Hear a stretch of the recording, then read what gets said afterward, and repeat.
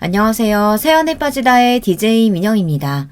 오늘도 여러분들의 사연 두 가지 준비되어 있는데요. 첫 번째 사연 시작하기 전에 구독과 좋아요도 꼭 눌러주세요.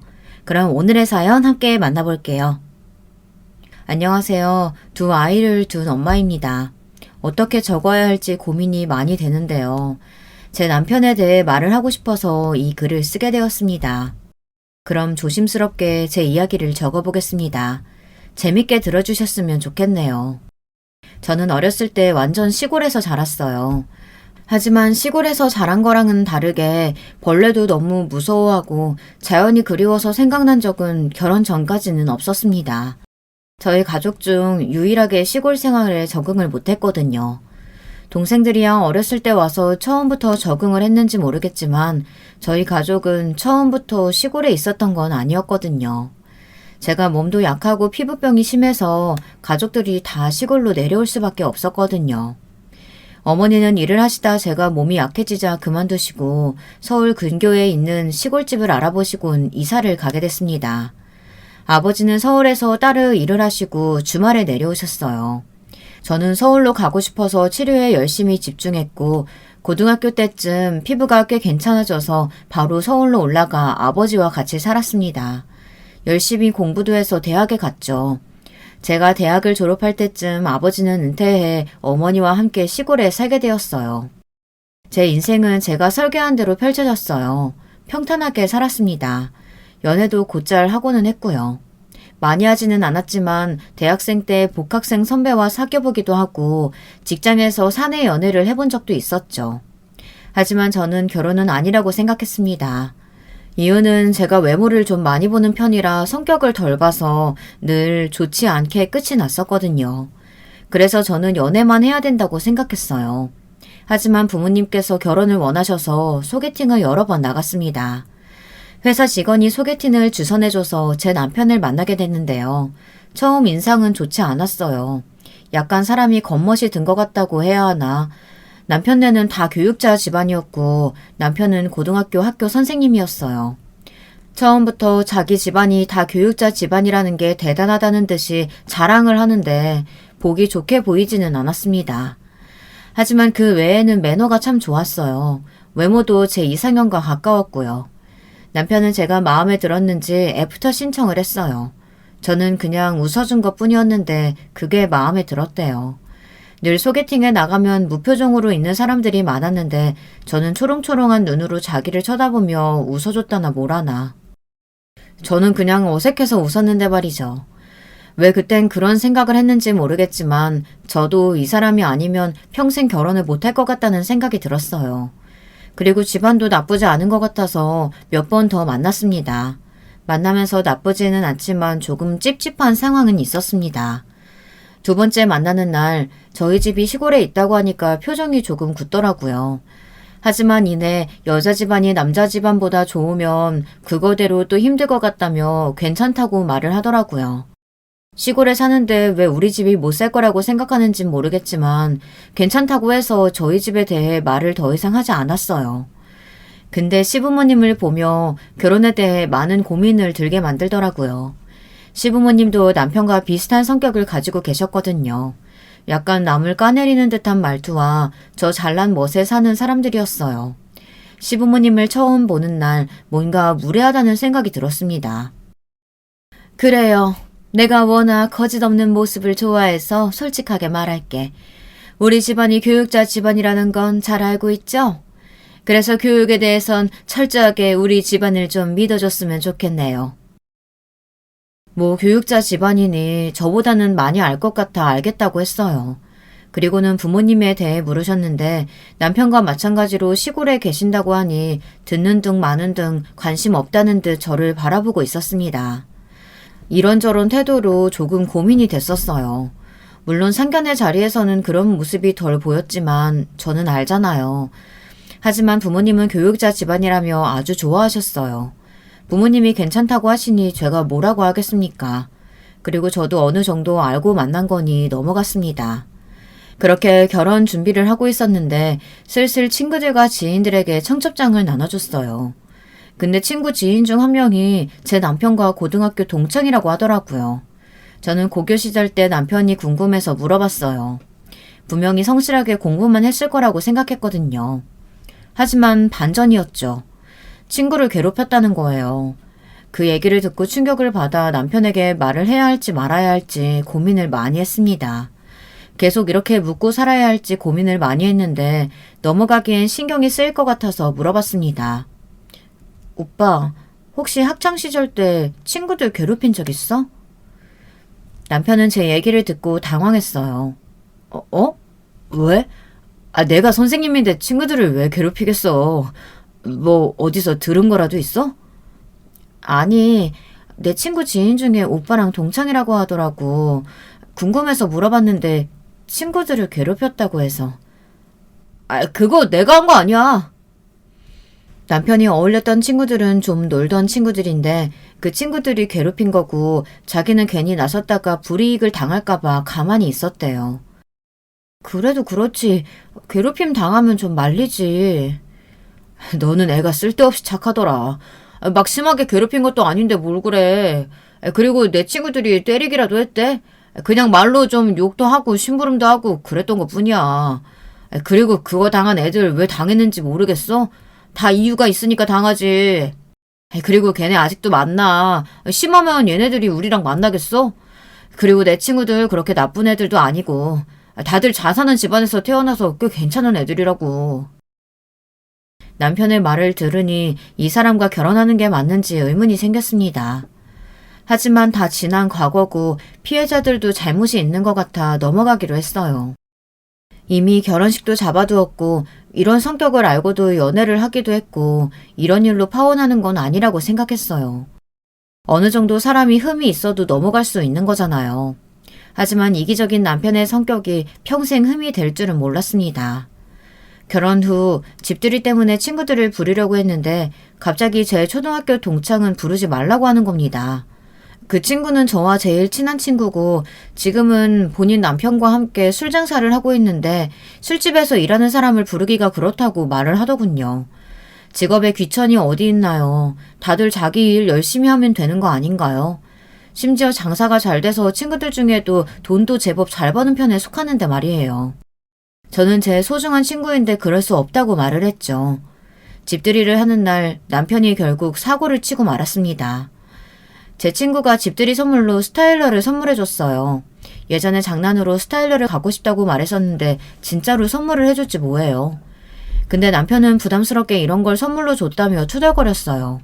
이 좁은 집이 더 좁아졌다며 인상을 쓰곤 돈 자랑하는 거냐며 제게 짜증을 내는 겁니다. 아니 넓은 평수는 아니지만 그래도 스타일러 하나 정도 둘 수 있는 공간은 충분했고 남편도 분명 스타일러가 있으면 좋을 것 같다고 생각했어요.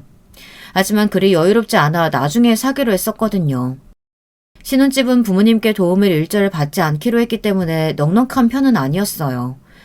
남편네도 잘 사는 것 같고 저희 집도 어려운 편은 아니었지만 괜히 또 도움을 받고 한 소리 듣는 것보다는 저희 힘으로 올라가는 게 맞는 것 같아 그동안 모아온 돈으로 신혼집을 마련했습니다. 당신도 원했었으면서 왜 이렇게 불만을 피워? 아니 우리가 뭐 사달라고 한 것도 아닌데 부담스럽게 사주니까 마음이 불편하잖아. 뭐 그렇게 장사해도 자기네는 돈 잘 번다 이건가? 장난으로 말했다며. 그런데 그걸 덜컥 선물로 줘? 축의금도 그렇고 집들이 선물도 그렇고 사람을 기죽게 만들잖아. 제 남편은 친구가 자기 자존심을 건드린다며 말도 안 되는 소리를 했습니다. 제 친구가 축의금을 좀 크게 주기는 했어요. 제 친구는 어렸을 때 집안 형편이 어려웠는데 힘든 일이 있을 때마다 돈이 없어 제게 많이 빌렸거든요. 주변 사람들은 함부로 돈 빌려주는 거 아니라고 말했지만 정말 어쩔 수 없는 상황을 보면 빌려줄 수밖에 없었습니다. 그래서 그런가 그 친구는 저에게 늘 감사하다며 성공하고 나서는 늘 제게 맛있는 음식, 제가 필요한 것들, 선물들을 잘 사주고는 했어요. 제가 충분하다고 말을 해도 그 친구는 자기가 하고 싶어서 하는 거라며 부담 없이 받아주면 좋겠다고 말했죠. 하지만 남편은 이해할 수 없다며 제가 돈을 준 것도 아니고 빌려준 건데 그렇게까지 크게 선물을 하는 게 수상하다고 하더라고요. 분명히 무슨 의도가 있을 거라며 벼르고 있겠다고 혼자 눈에 불을 켜고 그 친구를 안 좋게 보고 있었습니다. 시간이 흘러 그 친구와 친구 남편을 불러 집들이를 하는 날이 다가왔어요. 어머, 집 너무 좋다. 야, 너는 알뜰하게 돈 모으더니 집도 사고 대단하다. 부모님 도움도 안 받고. 집 너무 귀엽게 잘 꾸몄다. 스타일러도 잘 어울려서 다행이야. 나 많이 고민했거든. 이것저것 다 사주고 싶었는데 네가 부담스러워할까봐 이것밖에 못 해줬어. 무슨 소리야. 이렇게 해주는 것도 정말 고맙지. 어찌나 고민을 하던지 제가 귀에서 피가 날 정도로 꼬치꼬치 물었다니까요. 일단 앉으세요. 별건 없지만 차려봤어요. 식사가 시작되고도 저희들끼리 이야기꽃을 피웠어요. 하지만 남편은 영 기분이 아닌지 말을 하지 않더라고요. 형님은 몸이 안 좋으세요? 아까부터 말씀도 없으시고 표정도 안 좋으신데 괜찮으신 거죠? 네. 괜찮습니다. 저는 당황해서 남편이 낯을 많이 가린다고 웃어넘겼어요. 그러다 시간이 흘러 한참 이야기가 무르익어갈 때쯤 남편이 와인잔을 세게 내려놓는 거 아니겠습니까? 그러면서 제 친구에게 말을 걸었어요. 아니, 근데 오늘은 뭐 장사 안 하나? 둘 다 없으면 장사가 돌아가나? 그리고 그렇게 매일 선물로 주면 당연히 우리가 부담스러울 거 아니겠어? 선물도 적당히 줘야지, 돈 자랑하는 것도 아니고. 아무리 돈이 많으면 뭐하나, 결국은 술집 장사인데. 나중에 애 낳으면 술 장사하는 부모가 되는데, 그럼 좀 사람이 겸손해야지. 그 돈 좀 있다고 자랑질이나 하고. 저는 당황해서 남편이 많이 취한 것 같다고 남편에게 방으로 들어가라고 했어요. 그때 친구가 말했죠. 어머, 형부도 참, 제가 돈 자랑을 언제 했어요. 형부한테 한 것도 아니고 제 친구한테 고마워서 이것저것 준 것밖에 없는데 왜 그렇게 화를 내실까? 혹시 형부 뭐 자격지심 있으세요? 제가 형부보다 돈 잘 번다고 지금 뭐 질투하세요? 형부는 학교 선생이고 저는 그저 술 장사하는 사람이다. 이거 말하고 싶은 거예요? 사람이 유치해서는 참. 뭐? 야, 선생은 아무나 하는 거 아니야. 근데 술 장사? 그건 그냥 아무나 할 수 있지. 그런데 돈 많다고 자랑질하니까 보기가 안 좋아서 내가 선생으로서 알려주는 거지. 형부, 자기보다 미친 사람이 자기보다 돈 잘 버니까 짜증나죠? 그래서 이렇게 말하는 거죠? 한 번씩 볼 때마다 느껴졌는데. 친구 남편이니까 좋게 봐줬는데 이제는 뭐 다신 볼 일 없을 것 같네. 싹수 없는 새끼. 친구도 한석격 하는지라 참지 않고 남편에게 할 말은 다 했습니다.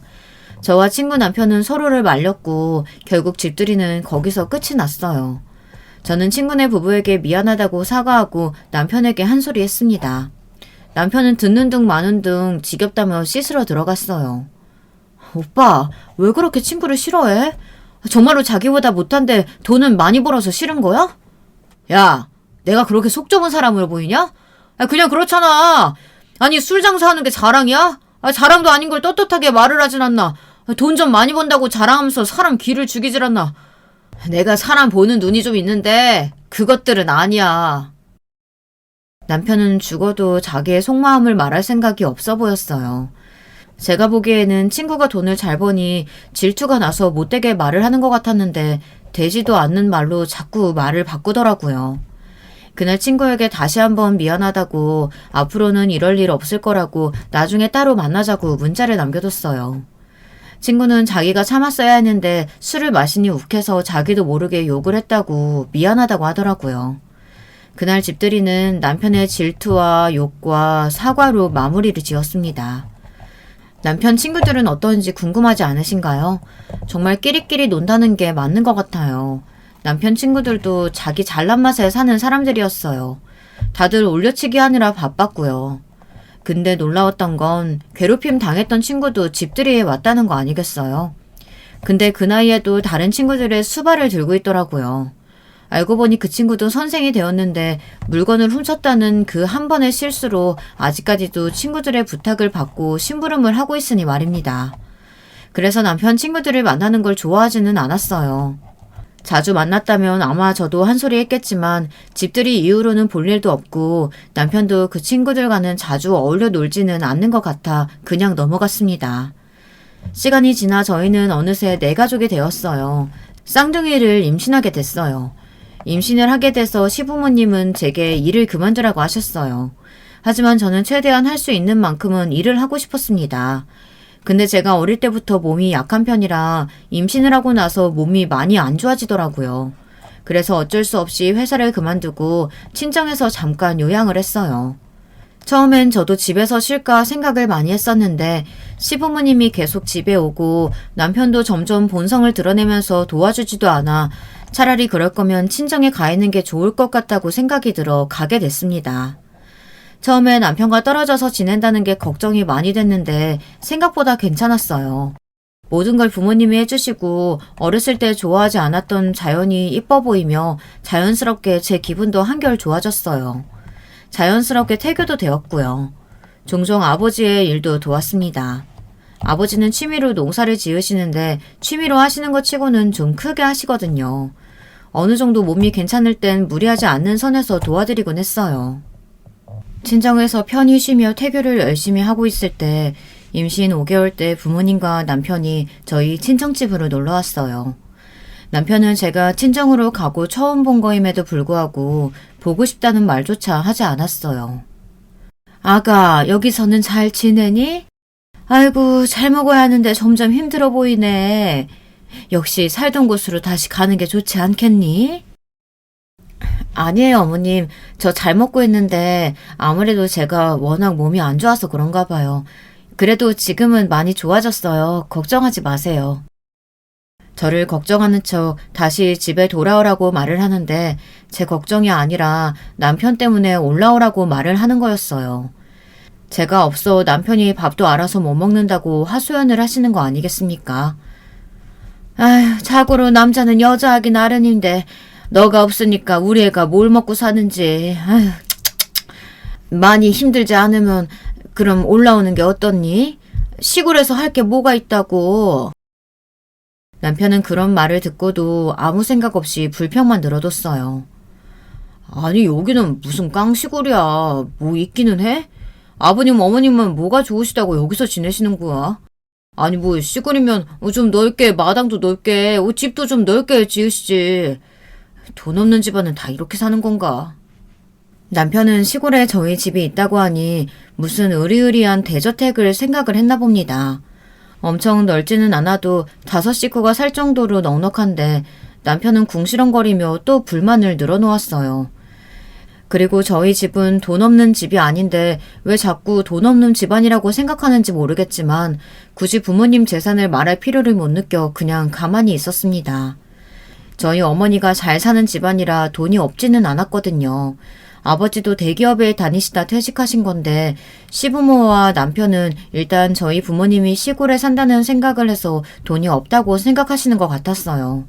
그냥 물어보지를 않았어요. 그런데 결혼을 하게 된 것도 신기하죠. 그냥 이냥저냥 남편 성격이 그렇다 보니 결혼을 못할 것 같아 그나마 괜찮은 저를 고른 것 같았어요.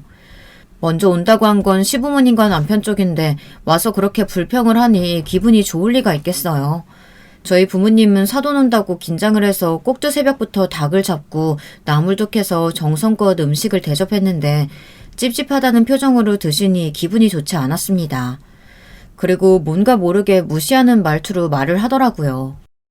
사돈은 참 좋으시겠어요. 이렇게 공기 좋은 곳에서 계속 사시니 세상 물정 모르시고 그저 행복하게 사는 것 같아 보기 좋네요.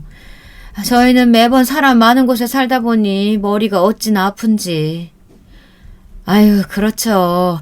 저는 저희 아이 어릴 때부터 와서 이제는 도시가 불편하던데요. 저는 이렇게 흙을 봐야 마음이 편하더라고요. 저희 남편도 그렇고요. 어머, 그래도 이 나이에 흙 만지는 건 좀 그렇지 않나요? 한평생 도시에서 자라서 그런지 아니면 나이가 들어서 그런지 앉아서 흙을 만지는 게 좀 그렇더라고요. 저는 뭐 집에서 그냥 클래식 틀어두고 티 한 잔 하면서 있는 게 마음이 편하던데. 안 그런가요? 아이고, 사돈은 참 교양이 있으시네요. 저희는 자연소리가 들리니까 자연소리 들으면서 막걸리 딱 한 잔 하면 하루의 피로가 날아가요. 이것도 나름 재미있답니다. 아이들 아빠가 막걸리 마시는 걸 참 좋아하는데 사돈도 오늘 한 잔 해보실래요? 아주 좋답니다. 교양은 무슨, 장모님이 더 교양 있죠. 그림도 그리시잖아요. 장모님은 참 세상 편하게 사시는 것 같아요. 그림 그리고 농사 짓고 이런 거 보면 괜히 공부했나 싶기도 하고요. 저희 집안은 평생 공부를 해와서 자유롭지는 못한 것 같거든요. 근데 평생 시골에서 자란 적이 없어서 이런 곳에 있으면 적응을 잘 할지 모르겠네요. 약간 없어 보이는 것 같기도 하고. 남편의 말에 욱해서 한 소리 하려고 했지만 어머니는 시어머니와 남편이 돌려서 말하는 걸 모르시는지 아무런 타격 없이 해맑게 말을 하더라고요. 남편의 말에 화가 났지만 어머니의 반응이 웃겨 진정이 됐었어요. 도시에 사는 게 무슨 자랑이라고 그렇게 말을 하는지. 가끔 시부모님이나 남편을 보면 이상한 곳에서 우월감을 느끼더라고요. 시부모님은 그날 밤 올라가고 동생네 부부도와 남편과 다 같이 한잔하고 잠이 들었습니다. 상을 치우고 있을 때 어머니한테 궁금했던 걸 물어봤어요. 엄마, 가끔 보면 남편이나 어머님이나 좀 이상한 곳에서 막 자랑하고 그러지. 가끔 좀 왜 저러나 싶을 때가 있다니까. 내버려둬. 뭔가 자기가 못난 부분을 안 보여주고 싶은가 보지.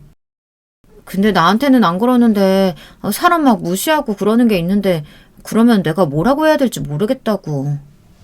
그래, 형부 가끔 나한테도 자기네 집안 얘기하면서 교양 있는 집안이라고 막 그러던데? 나는 그냥 내내거렸지. 그리고 웃긴 게 같은 선생이면서 우리 남편은 초등학교 선생이라고 좀 쉽게 들어갔을 거라고 막 무시하는 거 있지? 어이가 없어서. 형부 보면 가끔 좀 그래. 저는 제 동생에게 그런 소리를 했는지도 몰랐어요. 바로 그날 저는 남편에게 왜 그런 식으로 말을 하냐며 한 소리 했고 남편은 또 그런 말을 했다고 고자질하는 동생이 웃기다며 오히려 뻔뻔하게 화를 냈어요. 저는 다시는 그런 소리 하지 말라고 화를 내고는 남동생 방에 가서 잤습니다. 혼자 쓸쓸히 자는데 서럽더라고요. 남편이 왔는데도 행복하지 않았어요. 결혼을 한 것 자체가 후회되는 밤이었습니다. 저는 출산을 하고 육아 우울증으로 많이 힘들었어요. 그 전에 남편이 집안일을 많이 도와준 건 아니었지만 그래도 어느 정도 했는데 아이가 생기고는 완전 딴 사람이 된 것처럼 아무것도 하지 않았어요. 밥을 차려두면 맛이 없다고 투덜투덜, 밥이 질기다고 햇반을 꺼내 먹거나 국이 없다고 짜증을 내고 집안 꼴이 이게 뭐냐며 짜증내기만 했죠. 심지어는 저에게 꾸미지 않는다고 뭐라고 했었죠. 하지만 저는 그것조차 지쳐 말할 힘도 없었어요. 남편은 밥을 차려줘도 배달해서 먹기 일쑤였죠. 저는 남편 때문에 점점 더 힘들어져 갔어요. 육아도 힘들지만 집안일을 일절하지 않는 남편 때문에 더 속이 터졌죠. 그리고 시부모님 때문에도 스트레스를 많이 받았어요. 아니, 둘 다 여자아이라니 어쩜 이럴 수가 있니? 아가, 한 명 더 낳을 거지? 남편은 3대 독자라 꼭 아들을 낳아야 한다며 아들이 아니라 아쉽다고 말했어요. 그래서 그런가 시부모님은 저희 아이를 예뻐하는 것 같지는 않았죠. 시부모님의 등살에다 남편의 행동이 저를 답답하게 만들었습니다. 시간이 지나고 이렇게는 살 수 없을 것 같아 아이가 어느 정도 자라고는 다시 직장을 구했어요.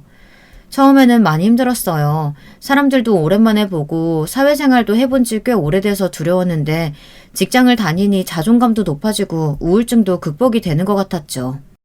아이들을 보는 건 참 행복한데 남편만 보면 왜 이렇게 답답한지. 결혼 전부터 이 사람은 아니었을까요? 저는 남편을 사랑하긴 했을까요? 남편이 짜증을 내면 정말이지 머리를 한 대 세게 때리고 싶을 만큼 싫어졌어요. 하지만 아이를 생각하면서 참았습니다. 남편과 대화를 해보려고 노력을 해봤지만 늘 부정적인 말을 들으니 저도 말하기가 싫더라고요. 너무 힘들어서 저는 친정 어머니께 전화를 했습니다. 엄마, 뭐 하세요? 딸, 그냥 네 아빠랑 같이 막걸리 마시면서 싸우고 있지 뭘. 왜? 무슨 일이 있어? 저는 어머니의 말을 들으니 눈물이 났습니다. 우는 걸 들키기 싫어 나중에 전화하겠다고 하곤 끊었죠. 하지만 금방 눈치를 챘는지 다시 아버지에게 전화가 왔습니다. 딸, 힘드냐? 힘들면 내려와. 엄마도 많이 걱정한다. 오늘은 자고 나중에 통화하자. 아버지의 말을 듣고 참아왔던 눈물이 터져나왔어요. 저는 그때 저를 위해 살겠다고 다짐했어요. 그 다음날 아이들 밥만 준비하고 남편 밥은 차리지 않았어요. 야, 밥은? 왜? 내 밥 맛없다며. 알아서 챙겨 먹어. 남편은 어이가 없다며 곧장 씻고 출근을 했죠. 저는 며칠 동안 밥을 차리지 않았어요. 근데 그때 시어머니가 아침에 갑자기 오신 거 아니겠어요? 남편이 제가 밥을 차리지 않는다고 시어머니에게 말을 한 거였죠. 시어머니는 무표정으로 저를 한번 쳐다보고는 아무 말도 없이 밥을 차리고 저를 한번 보고 다시 가려고 하더라고요. 나가기 전 저에게 말씀하셨습니다. 어머니 갑자기 어쩐 일이세요? 남편 밥도 안 차리고 아주 잘하는 짓이다. 아니 근데 저희 집 비밀번호는 어떻게 하시고 들어오신 거예요? 너는 그게 중요하니? 지금 내 아들이 굶고 있는데? 저는 남편을 한번 쳐다봤죠. 그때 남편이 혀를 내밀며 메롱을 하지 않겠어요. 선생이라는 사람이 엄마 불러다 밥을 차리게 하고 메롱이라니 저희 아이들보다 더 유치한 것 같아 말이 안 나왔었죠. 저는 그날 일을 동생에게 말했고 동생이 그 일을 어머니께 말했나 봅니다. 어머니에게 전화가 왔습니다. 그래, 다 들었다. 황서방 밥은 왜 안 차려줬어? 엄마, 매일 밥 맛없다고 말하는데 그럼 매일 어떻게 힘들게 차려? 그래, 그래서 사돈댁에 오셨고? 둘째가 말했죠. 자기가 차려 먹거나 미안하다고 하면 되지. 그걸 또 시어머니한테 말을 해? 그리고 심지어 내가 쳐다보니까 어땠는지 알아? 메롱을 하더라. 이게 나이 먹고 사람이 할 짓이야? 내가 어이가 없어서. 너무 그러지 말고 일하느라 힘들 텐데 밥 하나 좀 차려주는 게 뭐가 힘들다고. 일은 뭐 황사방 혼자 해? 나도 하는데? 그리고 밥 차리는 거 그래 괜찮아. 근데 내가 말했잖아. 매일 맛없다고 짜증내는 걸 들어줘야 하냐고. 알겠다. 끊자. 기분 풀고. 괜히 어머니께 화를 내버렸어요. 어머니도 그렇게 말한 게 마음에 걸렸는지 주말에 저희 집에 올라오신다고 했어요. 남편은 그걸 듣고는 인상을 팍 쓰며 주말에 쉬는데 왜 오시냐며 또 투덜거렸습니다. 저는 그 말을 듣고 짜증이 나서 아이들 방으로 가서 따로 잤습니다. 그러다 열받아서 남편에게 가서 따지기 시작했어요. 아이들은 자고 있어서 조근조근 이야기를 했죠. 진짜 너무한 거 아니야? 우리 엄마 오는 게 그렇게 귀찮아? 우리 엄마가 자주 오는 것도 아닌데 그렇게 인상 쓰면서 짜증낼 일이야? 아니 갑자기 오시니까 그러지. 그리고 지금 우리 집 분위기도 안 좋은데 그거 알고 오시는 거 아니야? 그러는 당신은? 내가 밥 안 차려주니까 어머님한테 말해서 어머님 오게 만들었잖아. 그건 생각 안 해? 그건 네가 잘못해서 그런 거잖아. 그러니까 누가 밥 차려주지 말래? 그리고 내가 맛이 없다고 하면 맛있게 만들던가. 남편은 반성이라고는 하지 않았어요.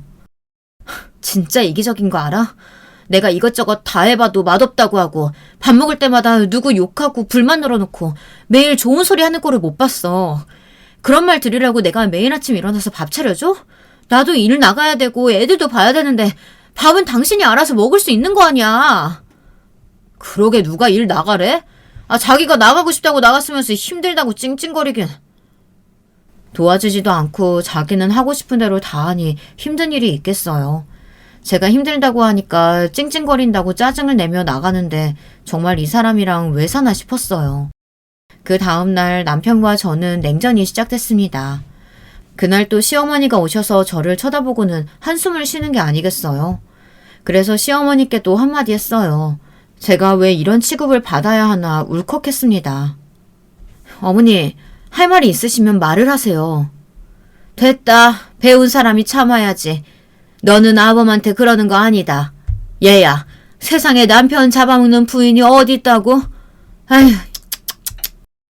어머님, 말이 너무 심하신 거 아니에요? 그리고 잡아먹기는 누가 잡아먹어요? 제가 밥을 차려도 불평불만인 사람이 누군데요. 그리고 계속 이렇게 저희 집에 오시는 거 불편합니다. 너 이러려고 우리 도움 안 받았지? 지금 네 집이라고 생색내는 거냐? 여기 우리 아들 돈도 들어가 있어. 그리고 어디서 어른한테 따박따박 말대꾸를 해? 네 부모가 그렇게 가르치디? 시어머니와는 말이 안 통할 것 같아 바로 출근을 했습니다. 일을 하면서도 기분이 좋지 않았죠. 저는 어머니께 조금 일찍 올라올 수 없냐고 물어봤고 시어머니와 있었던 일을 솔직하게 털어놨어요. 다음날도 어김없이 시어머니는 비밀번호를 누르고 오셨고 저는 묵묵히 밥을 먹고 있었어요. 저는 끝까지 남편 밥을 차리지 않았습니다. 남편이 사과할 때까지 밥을 차릴 생각이 없었거든요. 그리고 기적처럼 저희 부모님이 비밀번호를 치고 들어오는 게 아니겠어요. 시어머니는 당황하며 인사를 했어요. 어머, 사돈도 계셨구나. 우리 딸이 너무 보고 싶어서 주말에 온다고 했는데 조금 일찍 왔네요. 사돈은 어쩐 일이세요? 아니, 갑자기 오셔서 당황했지 뭐예요. 그렇게 불쑥 오시는 애들이 놀라잖아요. 어머나, 뭐 저희 딸 집인데요, 뭐. 안 그래요? 사부인도 황서방 집이니 편하게 오시지 않나요? 아니 글쎄 요즘 황서방이 반찬 투정을 그렇게 한다고 해서 밥을 안 준다는 거 제가 사과하면 꼭 밥 챙겨주라고 말을 했거든요. 근데 아직도 사과를 안 한 것 같길래 황서방 밥도 못 챙겨 먹는 것 같아 제가 챙겨주려고 달려왔죠. 시어머니는 아무 말도 못하고 반찬만 가져다 주고 나가셨어요. 그날 저희 어머니가 오시지 않았다면 저는 또 잔소리를 듣고 있었을 거예요. 그리고 그 다음 날 일은 터지고 말았습니다. 남편은 저와 이야기를 하지 않았기 때문에 소파에서 망부석처럼 앉아 TV만 보고 있었어요. 어머니는 저희 가족을 위해 밥을 차리고 있었습니다. 황서방, 좀 먹어봐. 아이들과 저는 먼저 밥을 먹었어요. 역시 오랜만에 친정 어머니의 밥을 먹으니 힘이 났습니다. 남편도 냄새를 맡고 배가 고팠는지 바로 자리에 앉았어요. 근데 남편이 좋아하지 않는 나물들이 몇 개 있어서 입을 대지 않았는데 어머니가 먹어보라고 남편 밥 위에 올려뒀습니다. 그러자 남편은 인상을 쓰며 이런 건 안 먹는다며 빼더라고요. 장모님 죄송해요. 저 이런 거 안 먹습니다. 그리고 어머니 이런 거 안 사오셔도 돼요. 이런 거 사올 돈도 없으시면서. 친정어머니는 그래도 몸에 좋은 거니 참고 먹어보라며 줬어요. 그리고 산 게 아니라 몸에 더 좋을 거라며 친정에서 길러 직접 들고 왔다고 하며 아예 나물과 함께 쌈을 싸서 남편에게 줬습니다. 남편은 오만상 인상을 쓰며 먹는데 어찌나 웃기던지 아이들도 남편의 모습을 보며 깔깔 웃었습니다. 밥을 다 먹고 집에서 쉬고 있다 TV에 중국집 먹방을 보며 아이들이 짜장면을 먹으러 가자고 하는 거 아니겠어요? 그래서 저녁은 짜장면을 시켜 먹게 되었어요. 아이들은 짜장면을 먹고 저는 짬뽕에 팔보채에 술 한 잔 곁들여 먹었어요. 한 잔, 두 잔 마시다 보니 저와 남편은 조금씩 취했어요. 저희 어머니는 워낙 술이 세셔서 끄떡도 없었고요. 야, 물! 남편은 저에게 물을 찾았고 그때 어머니가 일어나셔서 물을 가져다 줬어요. 장모님한테 시킨 건 아닌데 감사합니다, 장모님. 장모님, 근데 딸 교육을 어떻게 시킨 겁니까? 아니 밥도 안 챙겨줘. 저보고 알아서 하라는데 이게 말이 된다고 생각하세요? 남편은 참지 못하고 어머니께 또 한 소리를 하고 말았죠. 그때 어머니의 표정이 정말 무서웠습니다. 그 표정은 살면서 딱 한 번 본 표정이었어요. 저희 집은 재혼 가정인데 제 친아버지의 외도로 이혼을 하셨거든요. 외도 사실을 알았을 때 저도 같이 있었는데 그때 어머니의 표정과 지금 표정이 정말 비슷했습니다. 또 저희 어머니가 제일 싫어하는 게 반말로 뭐를 시키는 건데 그게 예전에 저희 친아버지가 했던 행동과 비슷했거든요. 야, 술! 저희 친아버지의 기억을 말하라고 하면 늘 야, 술만 기억이 났어요. 늘 술, 물, 밥, 돈 이 말 한마디가 다였거든요. 그래서 지금도 그렇게 말하는 사람을 보면 화가 난다고 했어요. 근데 제 남편이 저에게 그런 말을 하고 있었던 거였죠. 분명히 어머니가 오시기 전에 말 조심하라고 단단히 일러뒀지만 술을 마셔서 그런가 숨기지 못하고 나오기 시작했어요. 남편은 어머니의 표정을 보지 못했는지 저를 치면서 소주를 가져오라고 시켰어요. 소주! 어머니는 그때 폭발하고 말았어요. 갑자기 팔부채를 엎어버렸어요. 이 싹퉁 바가지야. 네가 들고 와. 너 매일 우리 딸한테 그렇게 시켰어? 그러니까 애가 힘들어하지. 이 버릇없는 놈. 남편은 놀라운 어머니를 쳐다보고는 어머니에게 소리를 치고 나갔습니다. 아니 이게 무슨... 장모님 너무하시는 거 아닙니까? 제가 뭘 잘못했다고요. 남편이 자기 마누라한테 시킬 수도 있는 거지. 왜 제 잘못입니까? 엄마, 그만하세요. 당신도 그만해. 어머니는 화가 단단히 나셨고 내일 당장 집에 간다고 말을 했어요. 나 참, 너 여태 이런 대접 받고 살았니? 네가 왜 이런 대접을 받고 살아? 너 못 살겠으면 당장 말해라. 참아주니까 사람 좋게 보이나 보지? 어머니는 남편이 들어올 때까지 주무시지 않았고 남편이 들어오고 난 뒤 짧게 대화를 나눴어요. 어머니는 남편과 대화가 되지 않는다며 이렇게 이기적인 사람은 처음 본다며 치를 떠셨죠. 다음날 어머니는 집에 가겠다고 짐을 싸기 시작했습니다. 그때 어머니가 지갑을 잃어버린 것 같다며 제게 차비를 빌려달라고 하셨어요. 하지만 저도 현금이 없어서 어머니는 남편에게 돈을 달라고 했어요. 그러자 남편이 어머니에게 비꼬듯이 말을 하는 게 아니겠습니까? 장모님, 거지예요? 그 돈도 없어요? 그리고는 속삭이면서 말을 이어갔어요. 아니, 그럼 오시지를 말던가. 와서는 괜히 사람한테 음식이나 던지고. 이 집안 사람들은 교양이라는 게 도통 보이질 않네. 아휴, 이래서 집안 잘 보라는 건데. 저는 그 말을 듣고 화가 나 남편을 때리려고 했는데 어머니가 먼저 남편 뺨을 때렸어요. 그리고는 어머니가 화가 나서 그동안 숨겨둔 돈을 남편에게 하나하나 다 보여줬습니다. 내가? 돈이 없어? 내가 살다 돈 없다는 소리는 또 처음 듣는데. 자, 내가 정말로 돈이 없어 보이나? 사돈댁이랑 황서방이 묻지도 않았으니 그냥 가만히 있었는데 내가 자네 집안보다 돈이 많아. 남편은 얼굴이 새하얗게 질려서는 저희 어머님을 쳐다봤어요. 내 딸이 우리 도움을 받지 않는다고 해서 어미가 돼서 도움 준 게 없는 것 같아 이번에 큰맘 먹고 서울에 있는 집 명의 네 놈 이름으로 돌려주라고 했건만. 뭐?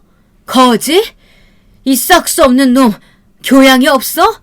지금 교양이고 나발이고 정신머리 없는 놈이 누군데? 어머니, 아니 장모님, 그게 아니고요. 너 짐싸. 이 집안 꼴도 보기 싫다. 어디 처자식 귀한 줄 모르고 반말 찍찍 시켜먹고 무시하고. 당장 이혼해. 일도 힘들면 때려치워. 너 일 안 해도 너랑 내 손주 먹여 살릴 돈 있다.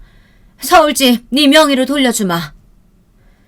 저는 얼떨결에 제 집이 생겼습니다.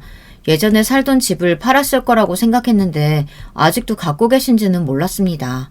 어머니를 진정시키고 짐을 싸기 시작했어요. 저도 더 이상은 남편과 같이 있고 싶지 않아서 집을 나왔어요. 아이들도 당연히 저를 따라왔습니다. 남편은 육아를 하지 않았고 아이들과 친하지도 않아 남편이 없어도 찾지 않았거든요. 남편으로서 아빠로서 최악의 인간이었죠. 어떻게 자식이 아빠를 찾지 않을 수 있겠어요.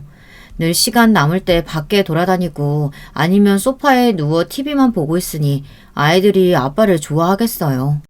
저는 아이들의 짐을 옮기기 위해 다시 집에 들어갔어요. 남편은 통화를 하고 있는데 정신이 없었는지 제가 온 줄 모르는 것 같았어요. 스피커폰으로 통화하는 것 같아 들을 수밖에 없었죠.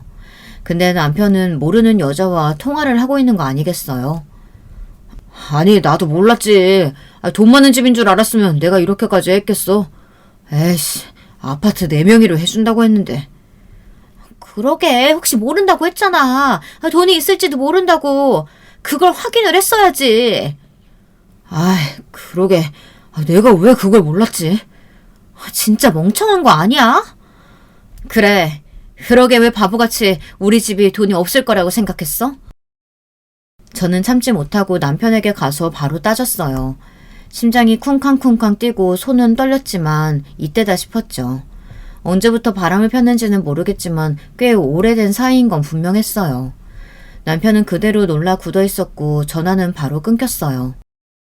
언제부터야? 이 쓰레기 자식아? 내가 진짜 너처럼 자기 수준도 모르면서 이기적이고 자기 잘난 맛에 살고 자격지심에 이런 사람이랑 내가 한 집에 살았다니. 우리 이혼해. 저는 그 말을 하고 뛰쳐나오고 싶었어요. 남편을 똑바로 볼 자신이 없었어요. 제 인생이 너무 허무했어요.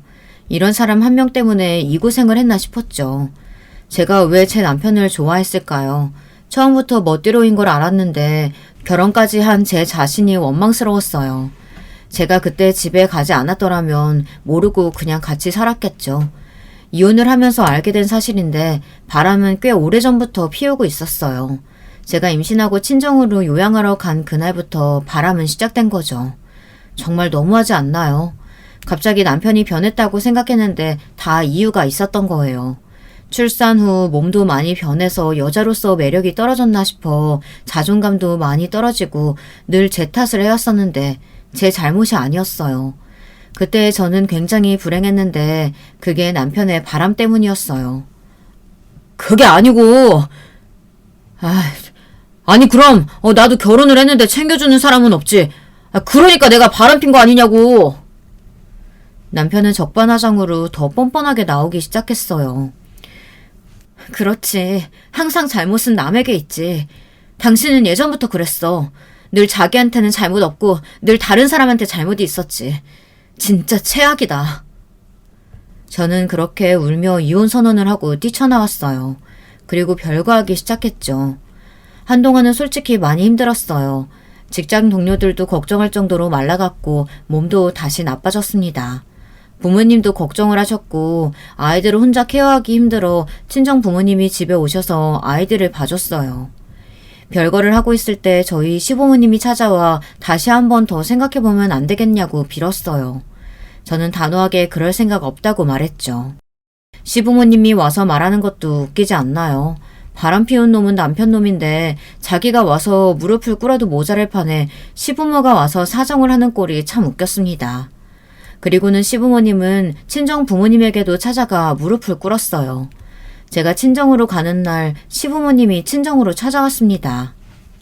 사돈, 죄송합니다. 아가 미안하다. 다시 한번 생각해보면 안 되겠니? 사돈, 저희가 다 자식을 잘못 키운 잘못입니다. 그러니 한 번만 용서해 주실 수 없을까요? 이미 지난 일이고 내 딸한테 하는 행동 보니 그냥 넘어갈 수가 없네요. 그래도 그 거지냐는 한마디 때문에 그러시는 건 좀 너무한 거 아닙니까? 지금 그 말 한마디 때문에 이혼 얘기가 나오는 것 같아요? 나 참, 그 새끼는 또 어떻게 얘기했길래. 새끼라뇨? 지금 귀한 제 자식한테 새끼라고 하셨어요? 네, 그쪽 귀한 자식이 바람도 피고 제 귀한 자식한테 시키기만 하고 무시하고 아주 환상의 콤비로 교양 있는 행동을 했더라고요. 그리고 어른한테 거지? 돈이 없냐고 물어보는 건 사돈네 교육 방식인가 보죠? 아니 바람이라니 그건 또... 어머님 아버님 무슨 소리 들었는지 모르겠는데요. 저는 제 부모님 무시하는 사람이랑은 못 살겠고 또 제가 임신했을 때부터 바람을 폈다고 하는데 그런 사람이랑 도저히 같이 살 수가 없어요. 바람이라니? 나는 그런 소리는 듣지 못했다. 니년이 잘못 알고 그렇게 말하는 거 아니야? 이 양반이 지금 누구 보고 년년거리는 겁니까? 지금 내 귀한 딸한테 년? 아빠 그만해요. 아버님 제대로 듣고 말씀하세요. 그쪽 아들이 바람 폈다고 친구랑 바람이 났다고요. 그리고 내가 아파트 못 받는다고 아쉬워하는 걸 그 여자한테 말하는 걸 다 들었어요. 아들이 그런 얘기는 안 하던가요? 시어머니는 그대로 쓰러졌습니다. 시부모님도 남편의 바람은 몰랐던 것 같았어요. 남편은 자기 유리한 대로 말을 했겠죠. 그래서 시부모님은 그 거지 발언으로 별거하게 된 거라고 생각을 했고요. 하지만 그걸로는 무릎을 꿇을 사람이 아닐 텐데 아파트를 못 받는다고 생각하니 아쉬워서 무릎을 꿇은 거겠죠. 남편이나 시부모나 똑같다고 생각했어요. 결국 돈이 아쉬워서 저한테 미안하다고 하시는 거 아니에요? 처음에 그렇게 무시하더니 왜요? 저희 엄마 통장 보니까 아쉽대요? 정말 너무 하시는 거 아니에요? 제가 말을 안 해서 그렇지 뭐만 하면 친정 무시하고 제 지인 무시하고 늘 제 생각은 뒷전이고 남편만 생각하고 멋대로 행동하시고 이제 와서 후회되세요?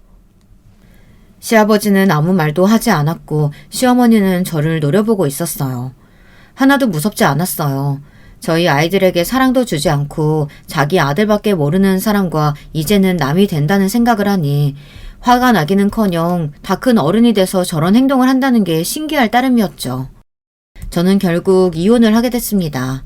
남편놈의 바보 같은 행동과 시부모님의 행동 덕분에 저는 제 명의의 아파트도 얻고 자유를 얻었어요. 괜히 결혼했나 싶기는 했지만 결혼을 하지 않았더라면 예쁜 제 아이들을 보지도 못했겠죠. 남편은 이혼 후 그 여자와도 헤어지게 됐나 봐요. 그 상간녀도 고등학교 동창이라는데 그 여자도 유부녀라 이혼당했다고 들었어요. 남편은 더는 볼 게 없으니 다른 남자로 갈아탔다는 소문이 돌고 있었죠. 그리고 심지어 학교에서도 바람난 게 소문이 나 직장을 옮겨야 했대요. 그뿐만 아니라 학생에게까지 폭언을 하기도 하고 학생들에게 해서는 안 될 발언까지 했다고 소문이 나서 다른 학교에서도 버티지 못하고 그만두고 장사를 시작했다고 했어요.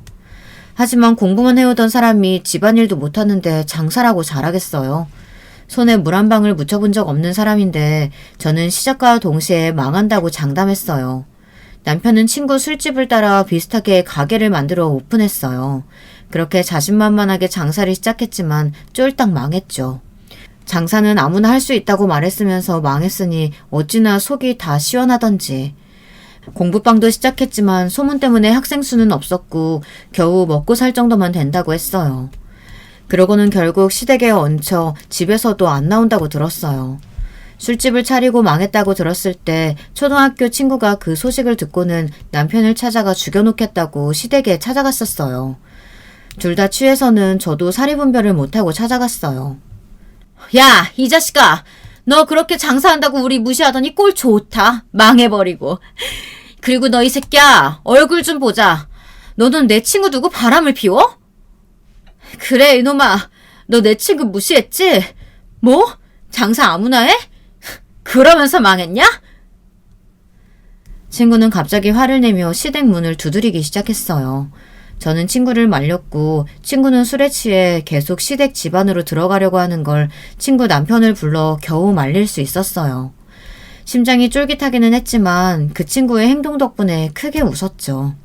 그 친구가 이혼 축하 파티를 하자고 해서 파티를 시작했는데 결혼식 때보다 더욱더 재밌었어요. 솔직히 저는 이 결혼을 하면 안 됐었나 봐요. 결혼식보다 이혼 파티가 더 재미있을 수 있을까요? 여러분도 성격이 맞지 않는다고 생각이 들면 결혼하지 마세요. 정말 이건 아닌 것 같네요. 심지어 이기적이고 자기밖에 모르는 사람들은 절대 변하지 않을 거예요. 물론 변할 수 있겠지만 드문 일이라는 생각이 드네요. 저는 이번 이혼을 겪고 이상형이 많이 변했습니다. 외모보다는 성격을 보게 되었고 배려심 많고 겸손하고 이해심 넓은 사람이 제 이상형이 됐어요. 정말 외모만 보고 결혼하는 건 아닌 것 같다는 생각이 드네요. 여기서 제 이야기를 끝마치겠습니다. 제 이야기 들어주셔서 감사해요. 여러분, 두 번째 사연 시작하기 전에 좋아요, 구독 꼭 눌러주실 거죠? 그럼 두 번째 사연 바로 시작합니다. 안녕하세요. 저는 지방에 사는 31살 여자입니다. 날씨도 많이 춥고 계속 집안에만 있으면서 사연 유튜브 듣는데 제 얘기도 한번 들려드리고 싶더라고요. 사실 저는 시집살이에 시달린 지가 한참 됐어요. 요즘은 며느리 시집살이 시키는 시어머니 없다. 며느리가 도리어 시어머니 무시하고 면박 준다. 이런 말이 있지만 저희 집은 진짜 그것과는 아무런 상관이 없는데요. 시어머니는 저희가 결혼했을 당시에도 이미 굉장히 무서운 분이셨고 쭉 계속 그러셨어요. 저는 20대 후반에 결혼해서 결혼 3년 차인데도 시집살이를 당했거든요. 저희 시어머니는 아들을 굉장히 원하셨어요. 남편도 5남매 중 막내 아들로 유일한 외동 아들이거든요. 시아버지 역시 아들 귀한 집 장남이라서 시어머니는 아들을 낳으려고 정말 있는 힘을 다하셨대요. 언젠가 하신 말씀으로는 남의 집 아들이라도 훔쳐올 수 있으면 훔쳐와서 자기 아들을 만들고 싶으셨다고 하더라고요. 그 정도로 아들이 가지고 싶으셨다는 거겠죠. 시어머니가 40의 남편을 낳았는데 그 당시엔 상당한 노산이셨다고 하더라고요. 그러니 얼마나 시어머니한테 저희 남편이 소중한 아들이었겠어요. 예전에 남편이 어디 아프기라도 하면 누운 자리까지 밥상을 들고 와서 떠먹이셨대요. 심지어 남편이 대학생이었는데도요. 솔직히 처음 결혼했을 때는 시어머니가 그런 분이신 줄 전혀 몰랐어요. 인사하고 상견례하고 했을 때는 거의 말씀도 많이 안 하시고 그저 웃기만 하고 계셨거든요. 하지만 결혼하고서 신혼여행 다녀와 시댁에 가서 인사드리고 하룻밤 묵으려고 하는데 그때부터 이상했어요. 너희 오늘 한방에서 잘 거니? 네? 네 어머님. 엄마, 뭐 그런 걸 물어봐요. 시어머니의 물음에 남편이 민망하다는 듯이 대답했어요. 시어머니는 좀 마땅치 않은 얼굴이셨는데 그 질문을 하셨을 때 저희가 저녁 식사 중이어서 그냥 어물쩍 넘어가 버렸죠. 시아버지는 시어머니가 뭐라 하시든 별로 상관하지 않는 무관심한 분이셨고요. 시댁에 원래 계시던 네 분의 누님 중 같이 살고 있는 건 넷째 누님 한 분뿐이었어요. 나머지 세 분은 일찍이 시집가거나 독립해버리셨고 저하고 얼굴을 본 것도 상견례 때와 결혼식 때뿐이었거든요. 집하고 왕래가 잘 없으신 것 같았어요. 그런데 저녁을 먹고 제가 과일을 깎고 차를 끓여서 내가 함께 후식을 먹는데 시어머니가 또 그러시는 거예요. 얘들아, 너희 어느 방에서 잘 거니? 작은 방이요. 거기 내 방이었으니까 그냥 자도 되잖아. 저기 제일 작은 방도 비었는데 거기서 세아가 재우면 될 것 같은데 너 침대 너무 좁지 않니? 무슨 소리야 엄마. 거기 완전 골방이잖아요. 침대도 없는데 얘를 거기서 어떻게 재워. 보일러 돌리면 되는 거잖아. 엄마는 침대가 좁아서 아들 잘 못 잘까봐 걱정돼서 그러지. 남편이 못마땅하게 말하자 시어머니가 그제야 변명 같은 말씀을 하시더라고요. 신혼여행에서 돌아오고서 처음 시댁에 왔으니 전 얼마나 어려웠겠어요. 그래서 아무런 말도 하지 못하고 눈만 굴리고 있었는데 시어머니의 눈길이 계속 날카로운 게 느껴지더라고요. 시어머니는 저한테 네가 알아서 처신하라는 듯한 시선을 보내고 계셨죠. 들어가서 자자. 근데 벌써? 당연하지. 지금 10시 넘었잖아. 우리끼리 시간 좀 보낼게요, 엄마. 괜찮지? 예. 지금 너 넷째 누나도 아직 안 와서 얼굴도 못 봤는데 먼저 잔다고? 아니, 누나는 뭐 내일 아침에 보면 되지. 오늘 회식이라며. 언제 들어올 줄 알고 넷째 누나를 기다려. 그래도 금방 오겠지. 아유, 엄마. 나 피곤해요. 저희 그냥 들어가 잘게요. 남편은 한숨을 쉬고는 피곤하다는 듯이 제 손을 잡고 작은 방으로 들어갔어요. 시댁에 있는 남편 방에는 두 번째 들어가 본 거였는데 작은 방이라는 게 시댁 안방보다 좀 작다는 뜻일 뿐이지 사실 그리 작은 방도 아니었어요. 시누이 방보다 남편의 방이 조금 작긴 한데 훨씬 따뜻하고 채광이 잘 되는 쪽이라고 하더라고요. 넷째 누나가 이 방 탐낸 지는 오래됐는데 내가 안 줬지 뭐. 나도 따뜻한 게 좋거든. 저쪽 방 많이 추워? 아예 북향이라 해가 거의 안 들거든. 베란다도 없이 홑겹벽이라서 우풍도 좀 세고. 아니 근데 누나가 거기다 질투가 많은 성격이라서 내 거 다 빼앗고 싶어 해서 더 그랬어. 사실 뭐 방 차이가 얼마나 나겠어. 저는 그냥 그렇구나 싶어서 고개를 끄덕이고 방 침대에 걸터 앉았어요. 남편은 곧 씻고 들어왔고 저도 씻고서 방으로 들어왔죠. 욕실로 가려고 방에서 나왔는데 여전히 거실에 앉아 계시는 시어머니의 시선이 계속 저를 따라왔어요. 전 어딘가 위축되고 기가 죽어서 얼른 씻고 급히 남편 방으로 되돌아갔죠. 남편은 제가 들어오니 저를 끌어당겨서 안고 문을 닫았어요. 자기야, 밖에 어머님 아버님 다 계시잖아. 그러니까 조용히 얘기해야 돼. 우리 아파트 벽이 진짜 얇아서 다 들려.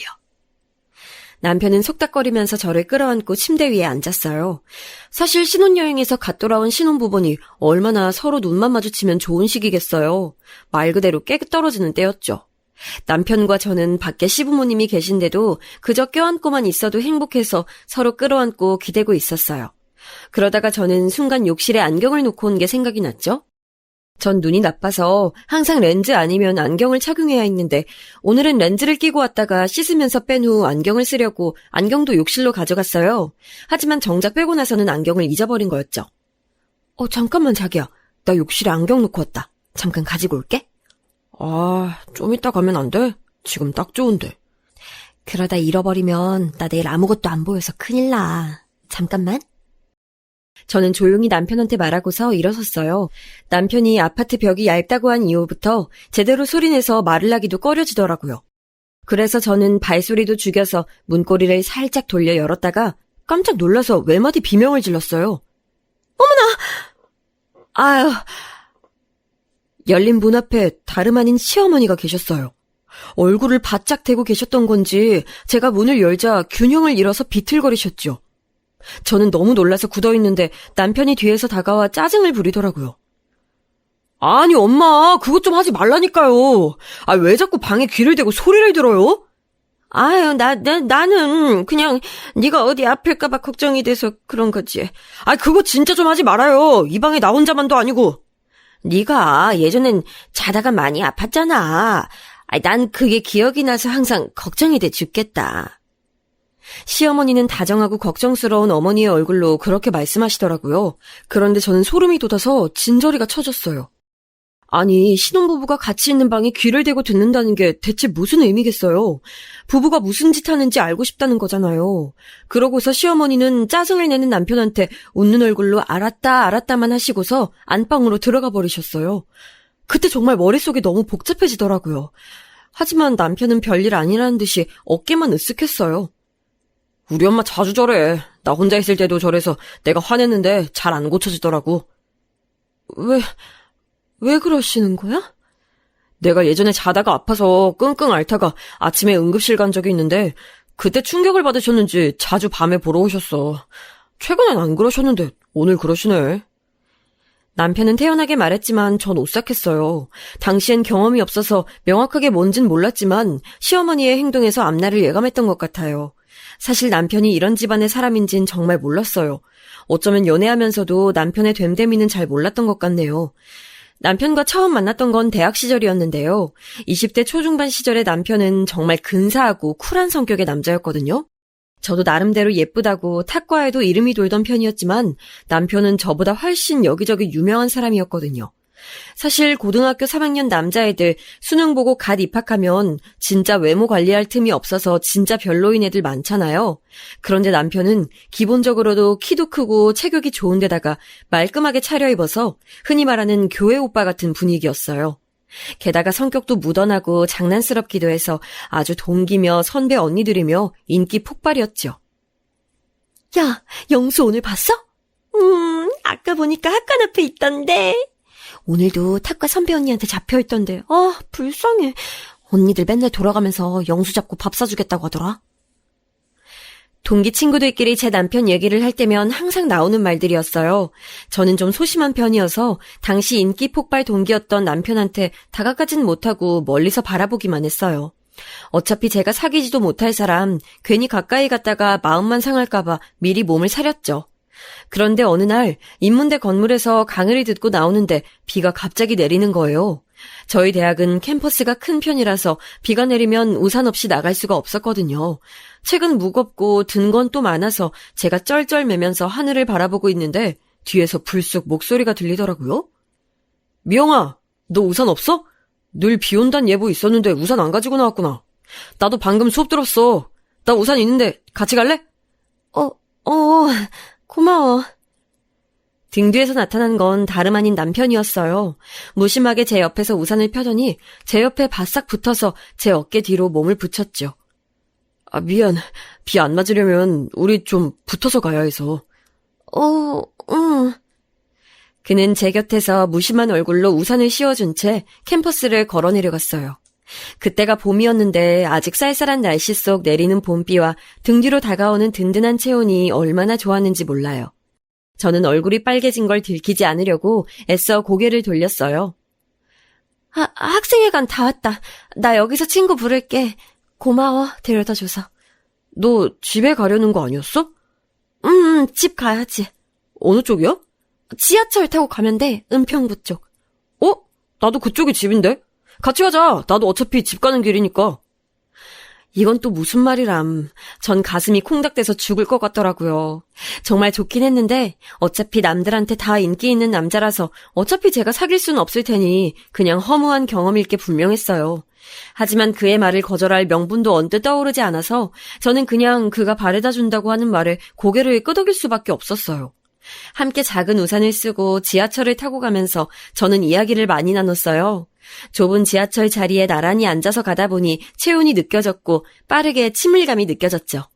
그날은 정말 그냥 집 앞까지 우산을 씌워서 바래다 주기만 했고 그 덕에 비를 맞지 않고 집에 올 수 있었어요. 그리고 그날 이후 묘하게 그가 많이 주변에 보이고 말할 기회도 많아지더라고요. 저는 그게 친밀감이 생겨서라고 생각했어요. 여전히 그의 주위에는 여자가 참 많았고요. 하지만 가까워지면서 자세히 보다 보니 그는 여자들과 친하긴 하지만 정도 이상으로 다가오는 건 싫어하는 것 같았어요. 그러다 이제 거의 가까운 친구가 된 제가 물어봤던 적이 있어요. 영수야, 넌 사귀는 사람 없어? 나? 너 좋아하는 동기나 선배 언니들 엄청 많던데? 너도 그거 잘 알지? 알긴 하는데. 그가 좀 쑥스러운 얼굴로 말하더라고요. 그때 저희는 자판기에서 뽑은 믹스커피 한 잔을 캠퍼스 벤치에서 나눠 마시던 중이었어요. 정작 내가 좋아하는 사람이 날 좋아하는지 잘 모르겠어서. 와, 네가 좋아하는 사람이 있어? 그리고 그 사람이 무척 둔해서 지금도 내가 자기를 좋아하는 줄 모르더라고. 저는 조금 놀라서 입을 벌렸어요. 아니, 이런 인기남이 좋아하는데 모를 정도면 대체 얼마나 둔한 여자라는 건지.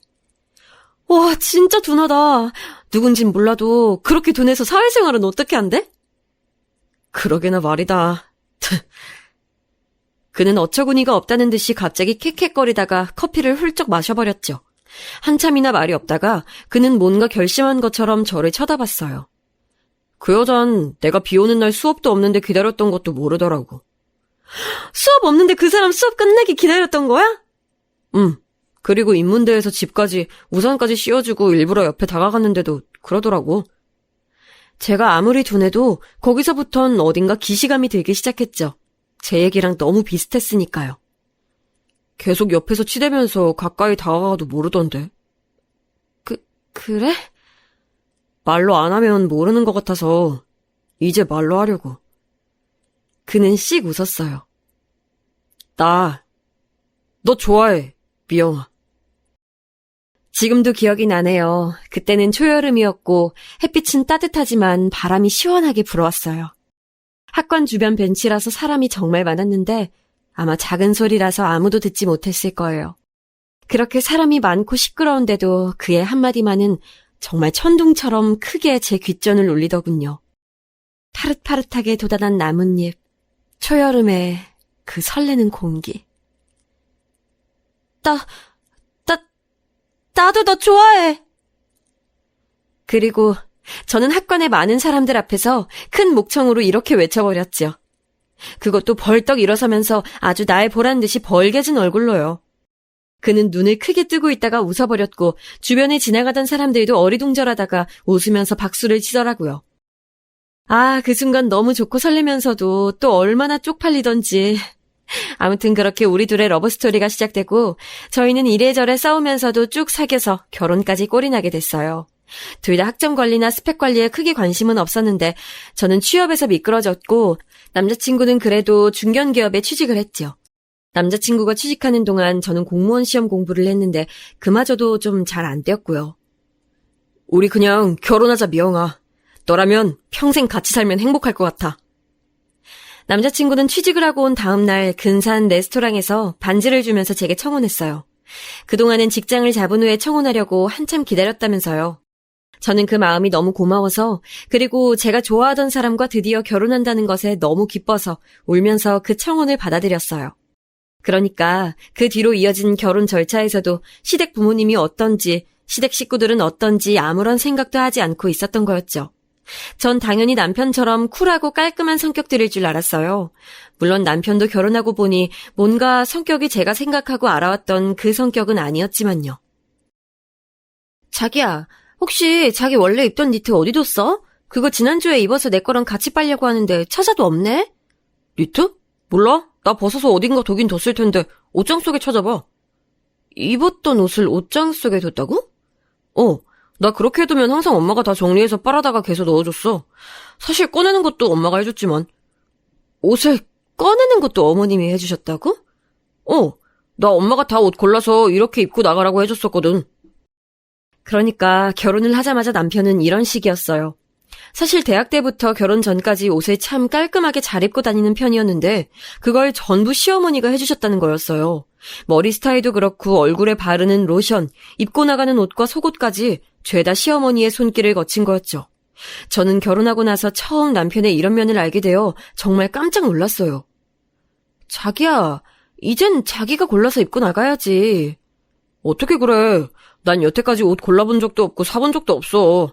자기가 해줘야지 이제 엄마가 안 하니까. 세상에, 그걸 다 나한테 해달라고? 저는 그때 처음으로 기가 막혀서 짜증을 냈어요.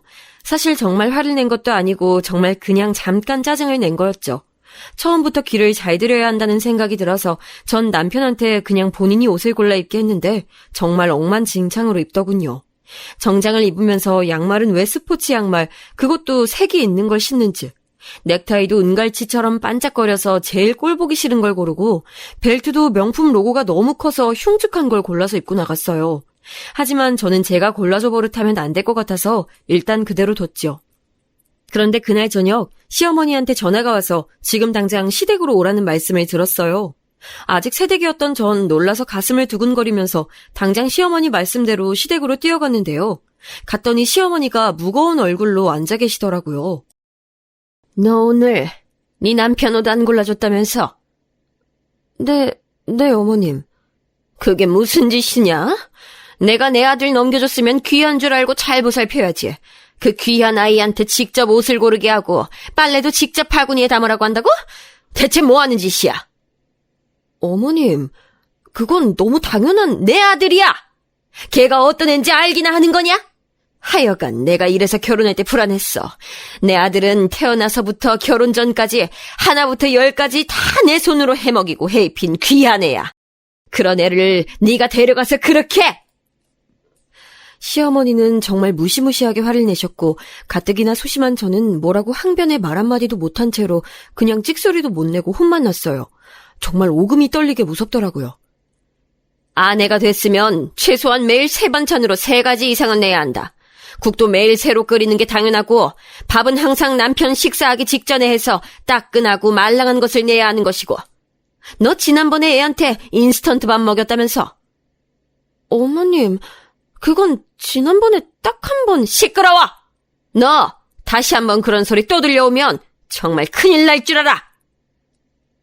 그날 시어머니는 저를 앞에 무릎 꿇리고서 거의 몇 시간을 내내 계속해서 훈계하셨어요.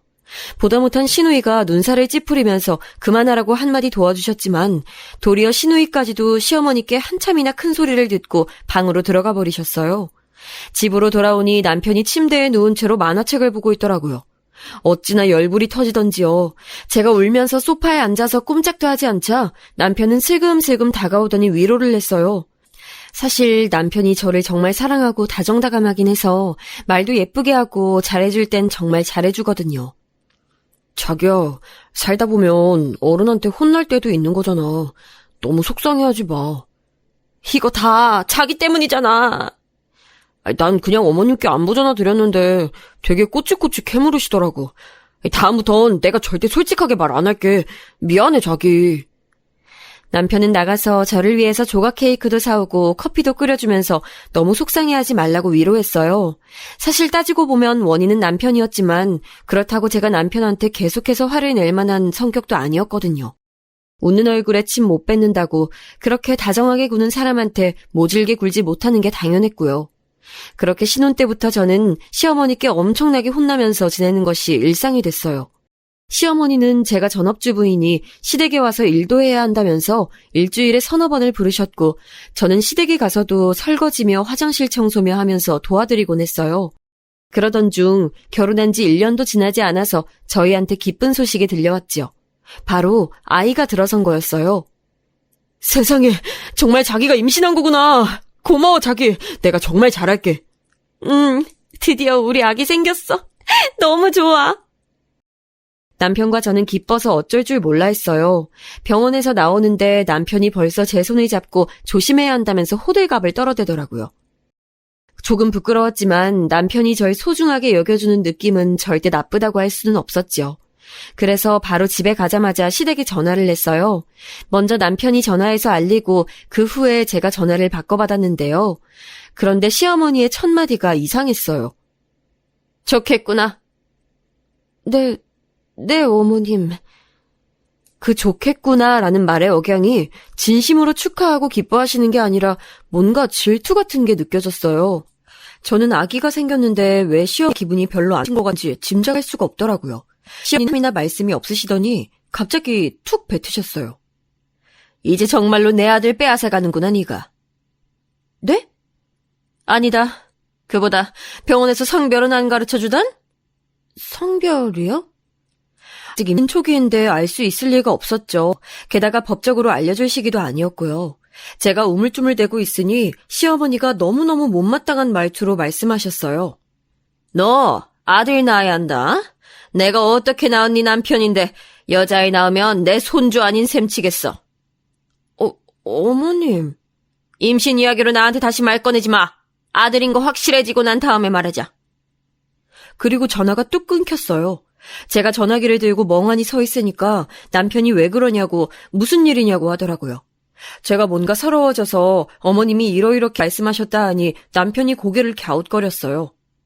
아니 나한텐 되게 기쁘게 말씀하셨는데 자기한텐 그러셨다고? 그래, 옆에서 봤잖아. 난 엄마 목소리가 들리진 않았으니까. 암튼 우리 엄마 아들 좋아해서 그랬을 거야. 사실 나도 엄마가 정말 많이 고생해서 낳았으니까.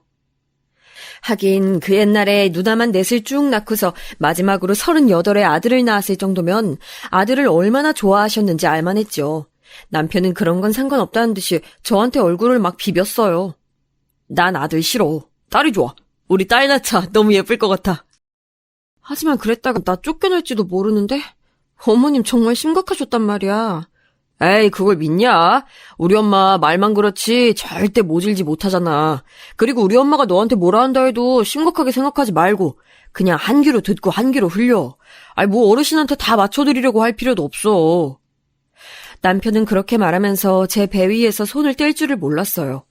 하지만 저는 그때 처음으로 남편에 대한 불신이 생기더라고요.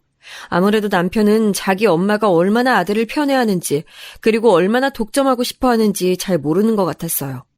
그쯤 되니까 둔한 편인 저도 좀 알겠더라고요.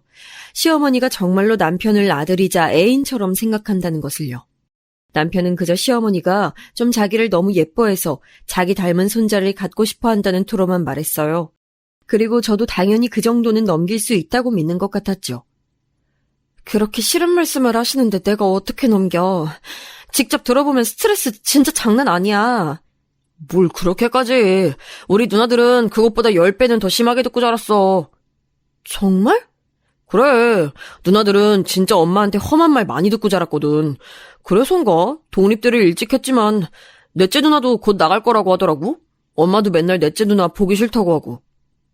그거에 비하면 자기는 진짜 공주 대접받는 거라며 남편은 속편한 소리를 내댔어요.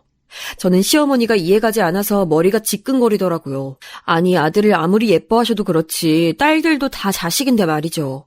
제가 지금 임신한 아이가 아들일지 딸일지 모르는 상황에서 너무 골치가 아프더라고요.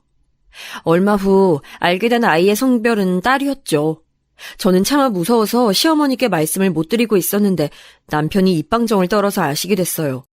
저는 그날 시댁에 불려가서 무척 안 좋은 소리를 들었고 시아버지도 못마땅하게 다음번에는 꼭 아들 낳아라 하는 말씀을 하셨어요. 아니 지금 세상에도 이렇게 아들 낳으라는 말씀을 하시는 집이 있다니 놀라울 뿐이었죠. 하지만 남편도 그게 당연하다는 듯이 굴어서 전 제가 이상한 건 줄 알았어요. 이번에 딸 낳고 아들 낳으면 되잖아. 너무 걱정하지 마. 그게 내 맘처럼 되는 게 아니잖아. 그 정도 안 되겠어.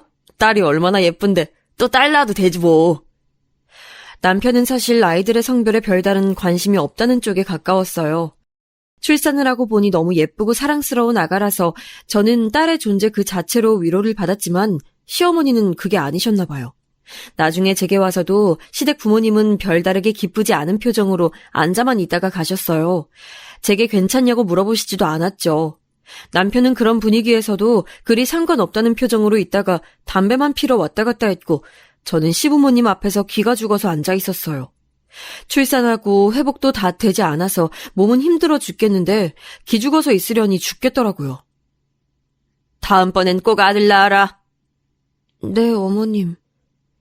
두 분은 그 말만 남기시고 댁으로 돌아가셨어요. 그렇지 않아도 구박덩이 같은 느낌이었는데 그게 아주 새로운 레벨로 진화한 것 같더라고요. 그리고 첫째 아이의 육아가 시작되었죠. 첫째 육아는 정말 지옥 같았어요.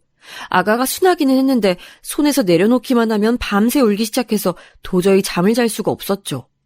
저와 남편은 번갈아 가면서 아기를 안고 밤을 지새웠고 아침이 되면 남편은 절반쯤 자는 채로 출근을 했어요. 저는 그 순간부터 독박 육아의 시작이었고요. 그런데 어느 날 저녁 때쯤이었어요. 누군가가 초인종을 눌러서 남편인가 하고 반갑게 봤더니 시어머니시더라고요. 너 요즘 애비한테 밤에 애 보게 시킨다면서. 아니에요, 어머님. 시키는 게 아니라 그냥 그이가 직접 하겠다고 나서서. 거짓말하지 마라. 오늘 전화통화했어. 밤새 애 안고 있느라 잠을 통 못 자서 죽겠다고 하더구나. 안 그럼 네가 못 잔다고 하던데 넌 대체 생각이 있는 애니 없는 애니? 그러게요, 어머님. 시끄러워! 출근하는 남편 재워주려면 다른 방이라도 가서 애랑 같이 처박혀야지. 아들도 아니고 기껏 딸 낳아놓고 무슨 유세야 대체? 시어머니는 제게 날카롭게 쏘아붙이셨어요. 저는 육아로 너무 몸이 힘든데 이렇게 싫은 소리를 대놓고 들으니 서러워져서 눈물이 쏟아져 나왔죠. 제가 울자 시어머니가 기가 막히다는 듯이 말씀하시더라고요. 얘 봐라, 세상에. 야, 누가 보면 내가 너 잡은 줄 알겠다. 내가 시어미로서 할 수 있는 말을 하는 건데 대체 왜 울어? 어머님, 저는 정말로 열심히 애 키워보려고. 시어머니는 더 화를 내려고 저를 노려보시다가 그대로 돌아서 나가버리셨어요. 그런데 그때 바깥에서 남편이 퇴근하는 소리가 들려왔죠. 아파트 현관문 바깥에서 딱 마주쳤는지 시어머니는 남편하고 더없이 반갑게 인사하고 뭐라고 꼬셨는지 그대로 남편을 끌고 엘리베이터를 탄 채 내려가는 소리가 들려왔어요. 저는 방에 들어가서 잠든 어린 딸을 끌어안고서 한참이나 울었죠. 밤에 돌아온 남편은 눈이 퉁퉁 부은 저를 보고 깜짝 놀라더라고요. 당신 눈이 왜 그래? 여보, 나 정말 너무 힘들어. 오늘 어머님이 오셔서 뭐라 하셨는지 알아? 아, 엄마 문 밖에서 만나서 저녁 먹고 들어왔어. 엄마가 너 육아하는 거 도와주러 오셨다고 했는데? 아니야, 그런 거 아니야. 저는 남편한테 안겨서 한참 울었어요. 자초지종을 들은 남편은 그제야 좀 심각한 얼굴이 되어서 그 자리에서 시어머니한테 전화를 냈어요. 시어머니는 수화기 바깥으로 저한테까지도 들릴 정도로 아주 크고 반갑게 남편을 맞으셨죠.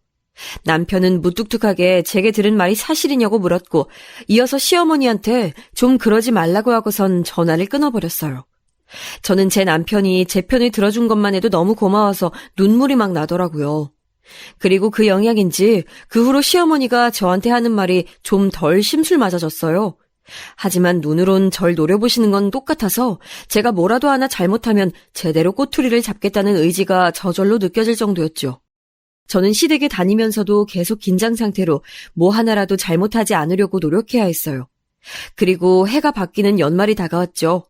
저는 연말 연시에 가족들과 모여서 밥 한 끼 먹고 또 신년에 같이 모여서 인사하는 정도였기 때문에 시댁도 당연히 그럴 줄 알았어요. 이번엔 시아버지한테서 전화가 오더라고요. 그래, 세아가. 이제 육아는 좀 잘 되고 있니? 이제 좀 수월하지? 수월하게는 개뿔, 100일이 훨씬 지났지만 애는 여전히 잘 울었고 아토피가 생겨선지 가려워서 잠도 잘 못 잤어요. 하지만 시아버지는 그런 상황 따윈 상관없다는 듯이 그냥 하고 싶은 말씀만 하시더라고요. 그래, 이제 새해지 않니? 신정에 우리 가족 항상 해돋이 보러 산에 오른단다. 온 가족이 다 같이 가니까 너 꼭 와야 한다. 네? 산이요? 어느 산을? 우리 동네에 있는 산 있지? 그렇게 높진 않아. 겨우 300m인가 그 정도일 거다. 둘레길 좀 걷고 해돋이 보러 가는 거다. 애도 있는데 이게 대체 무슨 소린가 싶어서 머리가 아프더라고요. 아버님, 우리 아가도 있는데 저는 가기가 좀 힘들지 않을까요? 애? 친정에 맡겨라.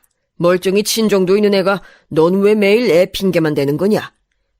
핑계가 아니라 아버님. 시끄럽고 일출은 오전 7시 40분이다. 산 올라가는데 둘레길까지 하면 대략 1시간 반 걸리니까 6시까지 우리 집으로 와서 기다려라. 6시라뇨, 아버님?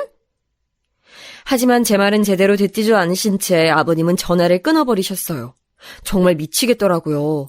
아니, 아가도 있는데 며느리한테 곧장 새해 해돋이 보러 새벽 6시까지 오라니요. 남편이 퇴근하고서 제가 너무 답답해서 하소연을 하고 난리를 쳤는데도 남편은 좀 피곤하다는 듯이 고개를 저었어요. 하루 정도는 좀 맡겨라 그냥. 그냥 아침 잠깐만 우리 부모님 비위 맞춰드리면 되는 건데 되게 쨍얼대네. 남편은 그날따라 피곤한 일이 있었던 건지 제 말을 제대로 듣지도 않고 그냥 돌아누워서 자버렸어요. 솔직히 그때는 정말 좀 서럽더라고요. 그리고 며칠 뒤 1월 1일이 됐어요. 저는 전날 친정 부모님께 사정해서 아가를 맡기고 남편과 함께 5시부터 깨어나서 차를 탔죠. 6시까지는 시댁에 도착해야 했으니까요. 남편은 며칠 전 제게 신경질을 냈던 게 미안했던지 차를 타고 가면서 여러 가지로 제 마음을 풀어주려고 노력했어요. 그런데 그땐 전 정말 마음이 많이 상해서 남편을 제대로 쳐다보지도 않았고 굳이 대화를 하려고도 하지 않았죠. 너무 걱정하지 마, 자기야. 그 산 진짜 낮고 하여튼 그냥 산책로에 더 가까워. 해돋이를 대체 왜 보신다는 거야? 우리 집 맨날 해왔거든. 근데 새벽에 나가는 거 나도 좀 피곤하긴 하다. 일에 찌들어 사는 남편도 조금 짜증스럽게 말했어요. 사실 우리 집 해돋이 계속 보러 가긴 했는데 나 대학생 때부턴 그냥 가고 싶으면 가고 말면 말라고 하긴 하셨거든? 그런데 이번엔 자기하고 나하고 결혼했다고 꼭 오라고 하시는 건가 봐. 귀찮네. 추운 겨울에 새벽 찬바람 마시면서 나와 운전을 해서 가고 있으려니 남편도 힘들었던 모양이었어요. 저는 남편의 말을 듣고 더 시부모님에게 화가 나고 짜증스러워서 견딜 수가 없어졌지요.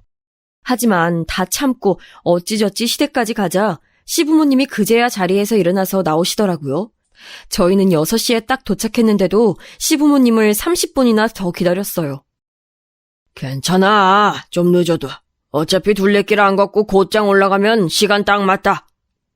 시아버지는 태연하게 말씀하시면서 세수도 안 한 얼굴로 먼저 걸음을 옮기시더군요.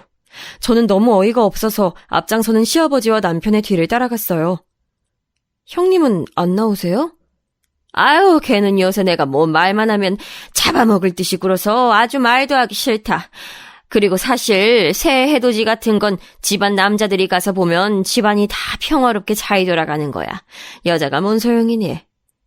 시어머니의 말씀에 저는 속으로 생각했죠. 아니, 그럼 저는 왜 불러내신 거예요? 시어머니는 저를 남편한테 달린 부속품 같은 걸로 생각하시는 분이었으니 지금 이 상황에 나와 있는 건 남편밖에 안 보였을 수도 있겠죠. 시부모님도 이 추운 겨울날 새벽에 나가서 산을 올라가는 건 역시나 힘들었는지 점점 더 말이 없어졌어요. 저희는 기분이 나쁘고 짜증이 나서 말이 없었고요. 산은 정말 낮긴 낮아서 좀 걸어 올라가니까 곧 정상이더라고요. 그런데 올라오니 너무 빨리 와서 일출은 또 한 20분을 기다려야 했어요. 날은 추워 죽겠는데 시부모님과 같이 산 정상에 서서 일출을 기다리려니 정말 화가 나더라고요. 졸린 데다 피곤해서 정신은 비몽사몽 왔다 갔다 하지 날은 춥지 분위기는 어색하지 정말 최악 중에 최악만 모아놓은 듯한 날이었어요. 발이 어는 것 같아서 동동 구르면서 멀거니 하늘을 쳐다보면서 20분을 기다리고 있으려니까 점차 그래도 하늘 저쪽으로 동이 터오더라고요. 저는 그 시커먼 하늘 너머로 해가 떠오르는 붉은 기운이 뻗어 올라오는 걸 보면서 그래도 쥐구멍에 볕들 날이 있을 테니 내 인생에도 그런 날이 오지 않을까 싶었어요. 소원 빌어라 소원. 너 남편 건강하고 시아버지 건강하고 아들 낳게 해달라고 빌어 얼른. 시어머니가 저를 뒤에서 툭 치고선 시아버지 곁으로 가서 손을 모으고 눈을 감으셨어요. 저는 조금 떨어진 곳으로 와서 손을 모으고서 무슨 소원을 빌까 고민했지요. 근데 그 상황에 진짜 소원 빌 거는 한 가지밖에 없더라고요. 빨리 저 늙은 년 뒤지게 해주세요. 시어머니는 시아버지와 같이 저 뒤에 있었고 남편은 어디 갔는지 모르겠었어요. 저는 잠깐 손을 꽉 잡고 있다가 눈도 꽉 감았어요. 진짜 이대로는 못 살겠어요. 제발 새해에는 시애미 좀 안 보고 살 수 있게 좀 뒤지게 해달라고요. 진짜 이러다가는 내가 뒤지겠어요. 소리내서 빌어야 더 잘 먹힐 것 같아서 저는 중얼중얼하면서 소원을 빌었죠. 저 너머로 거대하게 떠오르는 새해 첫날의 햇빛이 붉게 비쳤어요. 저는 눈을 뜨고서 그 햇빛을 보면서 뿌듯하게 웃었죠. 소리까지 내서 소원을 빌었더니 진짜 이루어질 것 같더라고요. 뭔가 오늘 아침 고생한 보람도 느껴지는 것 같아서 기분이 너무 좋았어요. 너 지금 뭐라고 했니? 그때 바로 뒤에서 시어머니 말소리가 들려오기 전까진 아주 좋았죠. 저는 순간 머리끝이 쭈뼛 서서 뒤를 돌아봤는데 거기에 얼굴이 불그락 푸르락 하고 있는 시어머니가 있더라고요. 시어머니는 부들부들 떨면서 저를 손가락으로 가리켰어요. 너 대체 지금 뭐라고 했어? 늙은 년 뒤지게 해달라고? 늙은 시애미 죽게 해달라는 걸 지금 이 새 소원이라고 빈 거니? 어머님, 그게 아니라. 그게 아니긴 뭐가 아니야! 여보! 얘야! 좀 떨어진 곳에 있던 시아버지와 남편이 허둥지둥 무슨 일이라도 있나 싶어서 놀라 달려왔어요. 왜 그래? 왜 그러세요, 엄마? 얘가 지금 뭐라고 했는지 알아? 뭔 소리야? 새 소원으로 내가 뒤지라고 빌었어. 죽으라고 했단 말이야. 뭐? 시아버지와 남편은 순간 멍청해져서 저를 돌아봤어요. 저는 눈앞이 캄캄했지만 이왕 엎질러진 물 뭐 어쩌겠어요? 사실 이 새벽에 이 산으로 올라오면서 저는 이대로는 더 이상 못 살겠다는 생각이 굳어져 있었고 이대로 뒤엎어버려도 상관없겠다는 생각이 확고하게 들더라고요. 진짜냐, 새아가? 시아버지가 심각하고 진지한 얼굴로 물으시더라고요. 진짜라니까 왜 내 말을 안 믿고 쟤한테 물어? 어허, 가만히 있어요. 잘못 들었을 수도 있잖아. 맞아요. 제가 그랬어요. 뭐? 자기야, 그게 무슨 소리야? 시아버지가 숨을 들이키고 남편이 놀라서 물었어요. 저는 뻔뻔한 표정을 한 채 턱을 들고서 말했죠. 나 시어머니 돌아가시게 해달라고 새해 일출에 빌었어요. 뭐, 안 될 거 있어요? 뭐라고? 아니, 그게 무슨 말이야? 그럼 내가 이걸 계속 참고 있어야 해요? 이 횡포를? 남편과 시아버지의 목청이 높아지자 저 역시 목소리가 커졌죠. 저는 너무 쌓인 게 많아서 속에서 우라통이 터지더라고요. 내가 지금 얼마를 참고 있는데! 지금이 조선시대야 뭐야? 무슨 결혼하고서 노비 들였어요? 아니, 노비라도 먹이고 입히면서라도 일을 시키지 이건 노비도 아니야! 아니, 새아가! 그놈의 새아가 소리 좀 집어쳐요. 내가 좋아서 참고 사는 줄 알아?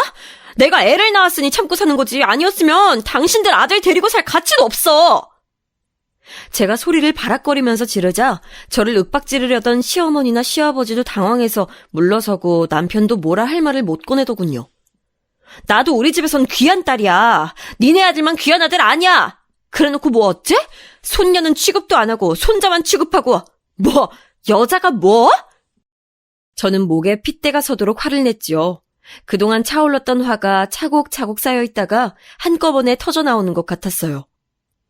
신혼여행 다녀온 아들 부부방 앞에 서 있던 거 대체 왜 그랬어요? 말 좀 해봐요. 지금 와서 생각해도 너무 소름 끼쳐. 아니, 귀까지 대고 뭐하고 있었던 거예요? 아니, 자기야, 그건 우리 엄마가 그냥 나한테 뭐 할 얘기가 있었겠지. 멍청한 소리 좀 집어쳐. 그런 사람이 왜 귀에 문을 대고 있어? 그리고 뭐 애를 딴 방에 가서 나 혼자 안고 재우라고? 남편이 출근하니까? 당신이나 그렇게 키워. 난 지금도 딱 죽겠으니까. 시어머니는 변명도 못한 채로 하얗게 얼어붙어 있더라고요. 저는 생각나는 대로 마구 퍼붓다가 저 자신이 쓰러질 것 같아서 씩씩대면서 그대로 돌아서 산을 내려와 버렸어요.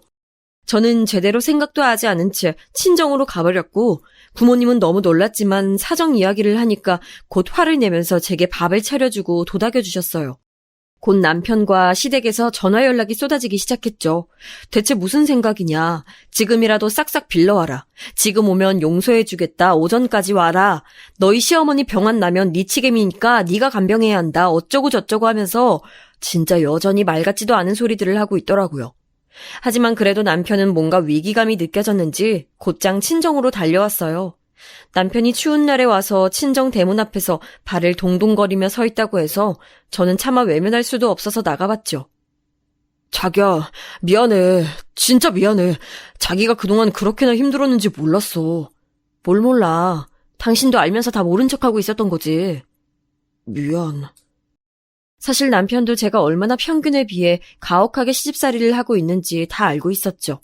하지만 시어머니와 충돌하기 싫어서 계속 외면했고 또 그러는 게 자기도 더 몸이 편했으니 제 편을 적극적으로 들어주지 않았던 거였어요. 대체 내가 왜 그동안 멍청하게 그렇게 참고 살았는지 모르겠더라고요. 너무 화내지 말고 집에 가자. 우리 집은 지금 부모님 두 분 다 그냥 쉬겠다고 하셔서 갈 필요 없어. 신정에 시댁 안 가도 되는데 얼마나 좋은 기회야. 뭐? 지금 뭐라고 했어? 아니, 그게 지금 이 꼴 이 모양이 돼서 내가 그렇게 소리를 질렀는데 지금 좋은 기회라고? 미안, 내가 말을 잘못했어. 진짜 한숨이 나오더라고요.